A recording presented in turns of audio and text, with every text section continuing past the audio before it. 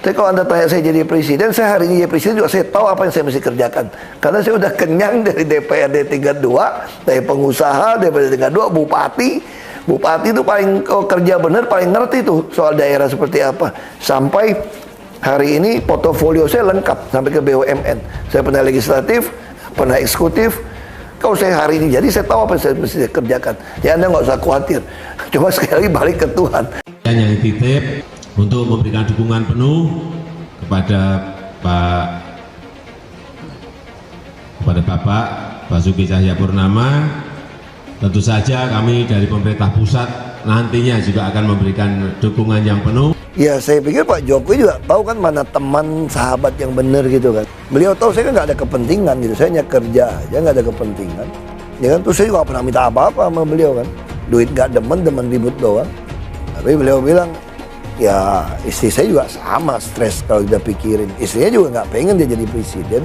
Tapi kalau rakyat butuh gimana? Ya makanya Pak Jokowi bilang kaum yang butuh ya harus terusin gitu loh. Si Ahok itu orang biasa, dia hanya biasa kerja keras, dia hanya biasa mengabdi, dia hanya biasa melakukan apa yang layak dilakukan, dia biasa terbuka, tidak bohong, hidupnya dikontrakkan. Dia tahu, dia punya sensitivitas yang tinggi, meninggalkan kampungnya yang jauh di sana untuk menjemput nasib, tetapi nasib menunggu di Jakarta. Tidak usah jauh-jauh ke Surabaya, nasibmu ada di sini. Mari Ahok duduk baik-baik. Dia hanya melakukan itu dengan kejujuran, dengan keterbukaan, dengan pengabdian. Dikritik oleh Anies, tidak cukup. Saya berfilsafat. Filsafatmu itu harus diterjemahkan dalam tindakan menjadi yang dilakukan Ahok. Ahok nggak perlu filsafat, karena tindakan Ahok melahirkan filsafat. Loh, jangan dikira saya bohong. Saya akan buktikan bahwa tindakan Ahok itu melahirkan filsafat. Itu filsafat apa yang dilahirkannya? Filsafat politik. Namanya apa? Good governance. Memang kalau lihat rambut yang putih, ya paling jelas itu Pak Ganjar. Betul nggak?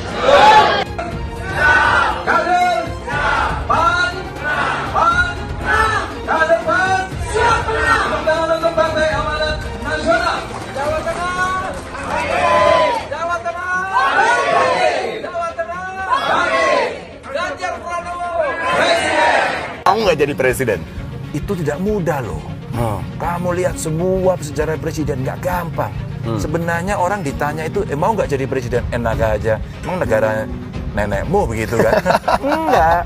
Orang yang bisa mengatakan mau nggak jadi presiden itu bukan orangnya ditanya, rakyatnya mau apa enggak.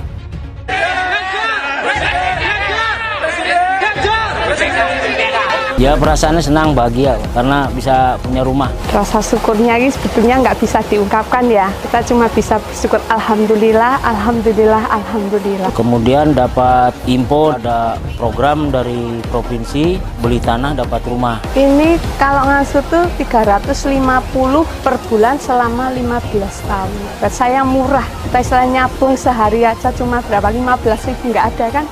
Itu murah. Alhamdulillah punya sendiri. Sangat membantu warga yang kurang mampu. Semuanya itu nggak nyangka. Pemerintah kayak Pak Gubernur ya, katanya nggak ada janji, nggak ada penggusuran. Entahnya begini jadinya. Tapi kan Gubernur ingkar janji. Katanya sebelum jadi Gubernur Pak Anies janji tidak ada penggusuran. Udah kita itu dukung, ini imbalannya begini. Sejauh ini Pak Anies sudah berkunjung belum? Belum ada. Kalau pilih presiden jangan Anies Baswedan. Edan nggak pernah nepatin janji. Katanya DP 0% supaya dapat rumah. Saya orang Tanjung Priok, nggak, janjinya bohong. Terus Jakarta banjir aja bikin sumur.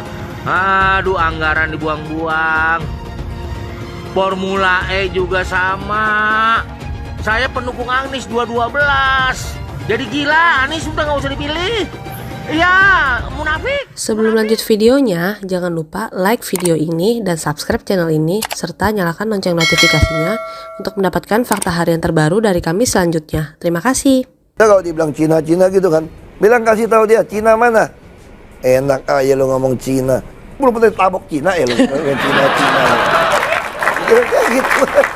Ya bapak saya selalu bilang kan, kita ini asli Indonesia. Jadi kita buktiin bahwa kita siapa lebih jagoan untuk bela negara. Bahkan ada yang mengatakan Pak Ahok ini bukan gubernur, tapi karyawan perusahaan pengembang. Iya. Itu sih terserah mereka kalau ngomong apapun. Sekarang kalau saya membela mereka, mungkin nggak saya minta kontribusi 15% dari setiap penjualan lahan. Terus sekarang setiap sertifikat layak fungsi dari gedung-gedung itu, mereka harus menyumbangkan trotoar dan ducting sistem itu istilahnya ducting ya, untuk kabel-kabel bawah itu sekeliling luasnya mereka. Terus kamu naikin koefisien luas bangunan, mesti bayar kita sesuai NJOP. Nah sekarang kalau saya gubernur pengembang, saya harus tekan dong, tidak mau. Terus bilang saya bela pengusaha, hanya bongkar yang miskin, yang kaya enggak. Sekarang kalian sadar nggak kampung pulau tidak banjir? Saya masukin alat berat itu, 13 ruko. Dari zaman Belanda mereka udah punya ruko, saya robohin. Saya paksa bayar dia. Dia mau gugat saya waktu itu. Saya katakan saya nggak ada pilihan, sekarang Ciliwung udah gitu parah. Dia bilang saya lahir di Jatinegara. Kakek saya udah buka toko dari zaman Belanda. Bagaimana Anda bisa robohkan, ganti rugi kami saja? Kan kami kan ada langganan, ada goodwill. Saya bilang nggak ada pilihan. Kamu mau gugat saya saja. Kamu mesti ingat kalau kamu gugat saya, orang miskin nggak bisa lawan orang kaya nggak bisa nantang pejabat. Saya nggak ada pilihan, saya korbanin ruko kalian. Nggak pernah ada catat tuh, 13 ruko yang dari zaman Belanda saya robohin untuk masukin mulai kerja kampung pulau.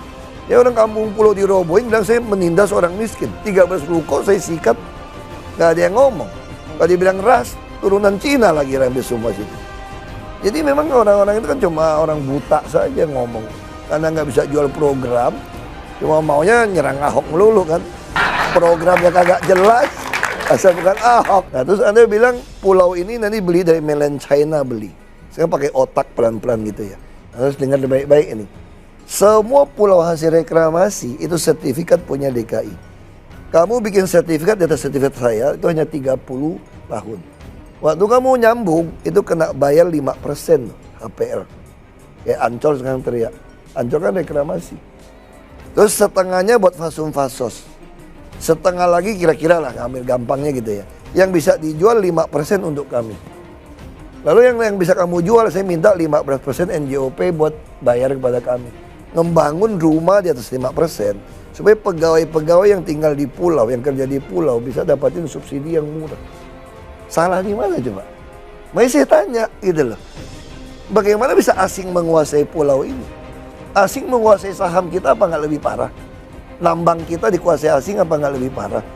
Yang ngomong tanya deh, pernah nggak perusahaan kamu jual ke investor asing? Waktu jual investor asing tuh pakai konferensi pers bangga banget. Saham saya diakuisisi oleh perusahaan ini. Kok bangga? Kok kamu nggak bilang nasionalisme? Bukan karena saya turunan Cina lalu saya anti Tiongkok. Saya beli nggak bus Tiongkok? Enggak, saya beli yang Eropa. Scania, Mercedes.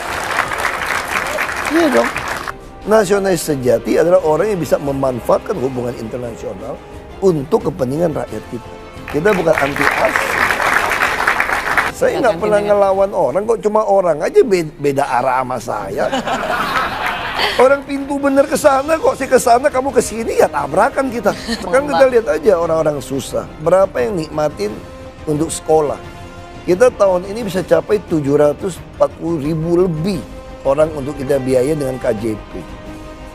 Nanti kalau dia bisa masuk perguruan tinggi negeri kita kasih 18 juta.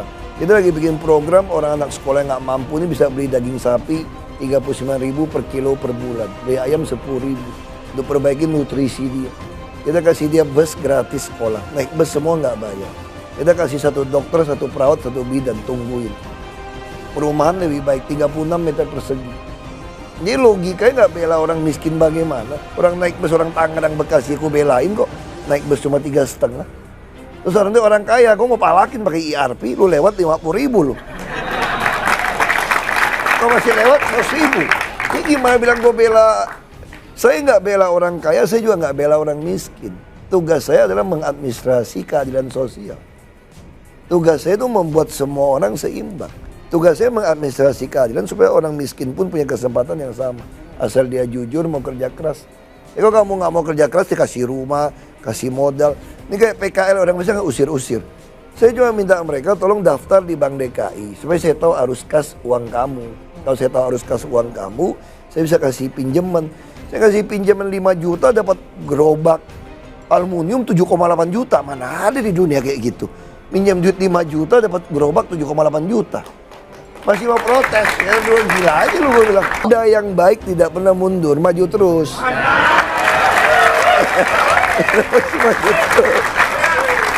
Saya kira di Indonesia nggak ada orang sehebat saya lagi.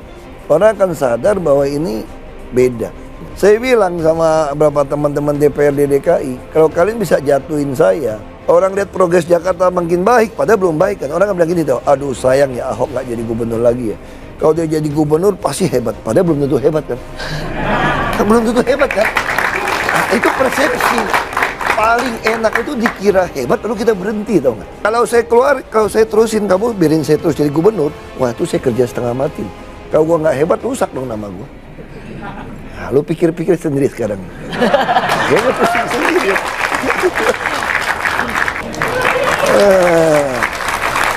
Coba kalau udah dengar gua kampanye, kalau gua pidato, pasti gua bilang, kalau ada yang lebih baik dari saya, lebih jujur dari saya, jangan pilih saya ya.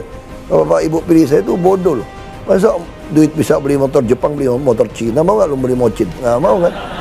Lu susah lah cari politisi kayak saya yang mau turunin lapangan tandingnya rata gitu sama lu. Kalau dari dulu saya kenal Bu Mega. Bu Mega itu pasti akan mendukung yang rakyat pengen. Makanya dia selalu dukung yang petahana, yang baik, yang kerja. Itu saya udah kenal beliau lama. Jadi kalau bilang cocok, saya udah cocok sama Pak Jarod, kan saya yang milih waktu itu. Bu Mega juga bilang, emang ada masalah sama Pak Jarod? Ya enggak sih Bu. Kalau enggak, kenapa mesti masukin nama Heru? Habis Ibu nggak mau kasih gimana? Iya. Lo gak mau kasih, gue kawin lagi dong sama yang lain. Aku udah bilangin Pak Heru, ini kayaknya bisa pemain figuran gertak-gertak mereka dulu nih Pak. Kalau enggak kita maju beneran nih. Dia udah tahu dari awal. Ya saya pikir Pak Jokowi juga tahu kan mana teman sahabat yang bener gitu kan. Beliau tahu saya kan nggak ada kepentingan gitu. Saya hanya kerja aja, nggak ada kepentingan. Ya kan, terus saya juga gak pernah minta apa-apa sama beliau kan. Duit nggak demen ribut doang. Tapi beliau bilang, ya istri saya juga sama stres kalau udah pikirin. Istrinya juga nggak pengen dia jadi presiden. Tapi kalau rakyat butuh gimana? Ya makanya Pak Jokowi bilang, kalau yang butuh ya harus terusin gitu loh. Dia ngomong gitu, ya masa saya mesti ngotot yang enggak gitu. Ya saya udah paham lah. Berarti beliau pengen Jakarta itu jadi model untuk showcase. Ahok mau ngomong apa ya Ahok, nggak ada hubungan dengan turunan darah saya. Ya kamu juga nggak tahu saya punya turunan darah Thailand dari nenek saya. Saya ada turunan darah Melayu dari nenek saya. Nggak bisa dong jadi patokan. Kalau Ahok nggak baik, ya Ahok yang masalah. Kenapa mesti nyangkut turunan, nyangkut agama saya gitu. Justru yang ngomong itu yang nggak ngerti, itu yang namanya provokator. Nanti orang bisa ngerti kok mana yang pencitraan, mana yang pengaturan. Jadi saya kira nggak usah khawatir lah kalau memang kamu mutiara mau dibuangin di kubangan kerbau juga mutiara, pusing amat. Filsafat politik itu Ahok tidak tahu konsep good governance, dia nggak sekolah-sekolah untuk sofistikasi omong kosong begitu. Itu urusannya profesor lah. Urusan orang-orang terpelajar itulah. Ahok nggak peduli, yang dia peduli ialah saya ingin hidup menjadi tangan Tuhan, sekedar tangan Tuhan, mengabdi. Dikritik oleh Anies, wah itu kurang filsafat. Filsafat apa? Dia sudah melahirkan filsafat good governance. Barang siapa menjadi pemimpin birokrasi dan berfilsafat, dia menjauhkan cita-cita dari dirinya, menjauhkan cita-cita birokrasi dari rakyatnya, dia menjauhkan public service. Dari birokrasi kepada rakyat, dia menjauhkan segalanya dan memuliakan dirinya sendiri. Si Ahok itu orang biasa, dia hanya biasa kerja keras. Dia hanya biasa mengabdi. Dia hanya biasa melakukan apa yang layak dilakukan. Dia biasa terbuka, tidak bohong. hidupnya dikontrakkan. Dia tahu, dia punya sensitivitas yang tinggi, meninggalkan kampungnya yang jauh di sana untuk menjemput nasib, tetapi nasib menunggu di Jakarta. Tidak usah jauh-jauh ke Surabaya, nasibmu ada di sini, mari Ahok duduk baik-baik. Dia hanya melakukan itu dengan kejujuran, dengan keterbukaan, dengan pengabdian. Dikritik oleh Anies, tidak cukup, saya berfilsafat. Filsafatmu itu harus diterjemahkan dalam tindakan menjadi yang dilakukan Ahok. Ahok nggak perlu filsafat, karena tindakan Ahok melahirkan filsafat. Loh, jangan dikira saya bohong.